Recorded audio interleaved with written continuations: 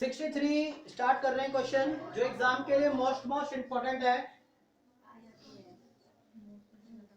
यहाँ पे आपको इंटरेस्ट कवरेज रेशियो निकालनी है और जो पॉइंट मैं अभी आपको बताने जा रहा हूँ वो कंडीशन तब अप्लाई होगी जब आपको क्वेश्चन में टैक्स परसेंटेज में दिया होगा।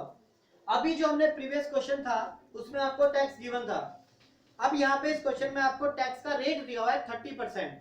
तो इस केस में आपको टैक्स कैसे निकालना है ये पॉइंट है। तो क्वेश्चन में डायरेक्ट तो आपको दिया ही नहीं हुआ है, तो सबसे पहले तो मैं क्वेश्चन में इंटरेस्ट कैलकुलेट कर रहा हूँ। ये जो आपके डिवेंचर होते हैं और डिवेंचर के आगे जो रेट लिखा हुआ है 6%, ये आपका रेट ऑफ इंटरेस्ट है। तो 20 लाख पे आप 6% कैलकुलेट करेंगे तो कितना आएगा 1,20,000। इसको हम यहाँ पे पुट करेंगे 1,20,000 और यहाँ पर भी डिवाइड में डालेंगे 1 लाख। एक काम तो पूरा हो गया।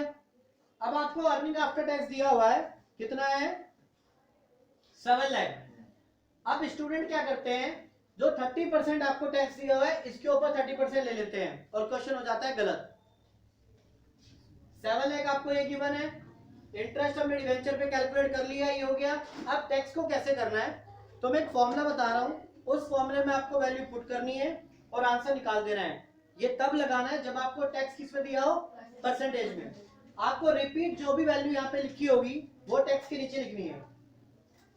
7 lakh divided by 100 minus tax, divided by 100 minus tax का रेट वो लिखना है और मल्टीप्लाई बाय वो टैक्स का रेट। अगर यहाँ 50 होता तो यहाँ 50 और 50 लिखेंगे, 20 होता तो यहाँ पे 20 और 20 लिखेंगे। फिर दोबारा बता रहा हूँ, जो भी अर्निंग आफ्टर टैक्स का अमाउंट है वो आप रिपीट करेंगे टैक्स के नीचे, उसको डिवाइड करेंगे 100 minus tax multiply by tax, तो आपका टैक्स का अमाउंट कैलकुलेट हो जाएगा। अदरवाइज किसी और तरीके से करोगे आपकी गलती होगी। ये आपका 7 लाख, इसको आप कैलकुलेट करेंगे तो ये आपका 3 लाख निकल के आएगा प्लस 1,20,000। और ये कंडीशन है कि पहले टैक्स ओड होता है फिर इंटरेस्ट होगा, ये सीक्वेंस है, आगे पीछे मत करना। ये हो गया आपका 11,20,000, 11,20,000 तो डिवाइड करके कितना आएगा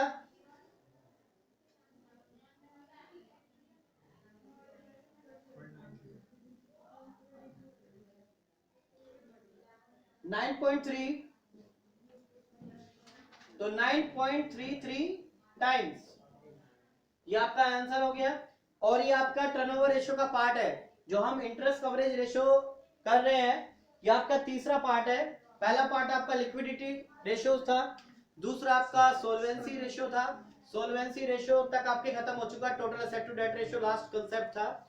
अब उसके बाद जो नेक्स्ट कंसेप्ट स्टार्ट हो रहे हैं वो आपके किसके हैं टर्नओवर रेशियो के हैं, जिसको एक्टिविटी रेशियो भी हम बोलते हैं। तो क्लियर है किस केस में आपको ऐसा करना है, जब आपको टैक्स का रेट में दिया हो तो ही आपको ये अप्लाई करना है सिस्टम, ठीक है।